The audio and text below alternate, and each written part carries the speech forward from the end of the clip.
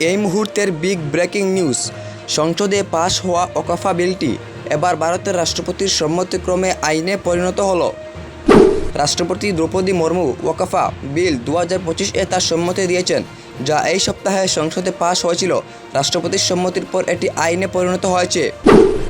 বৃহস্পতিবার লোকসভায় আইনটি পাশ করা হয়েছিল। 288 জন সদস্য এটিকে সমর্থন করেছেন এবং 232 জন এর বিপক্ষে। শুক্রবার রাজ্যসভা বিলটি পাশ করার সময় 128 জন সদস্য পক্ষে ভোট দেয় এবং 95 জন এর বিরোধিতা করে।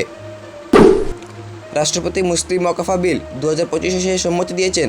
আকাশবাণীর সংবাদদাতা রিপোর্ট করেছেন, কেন্দ্রীয় সরকার এই নতুন আইনের মাধ্যমে দেশে ওয়াকফ সম্পত্তি ব্যবস্থাপনা, শাসন, স্বচ্ছতা এবং দক্ষতা বৃদ্ধিতে উল্লেখযোগ্য সংস্কার প্রবর্তন করতে চায়। মামলা, মোকদ্দমা এবং বিচারিক তত্ত্বাবধানের অভাবের মতো দীর্ঘস্থায়ী সমস্যাগুলোকে মোকাবেলা করে নতুন আইনটি আরও কাঠামোগত এবং জবাবদিহিমূলক কাঠামো তৈরি করতে চায়।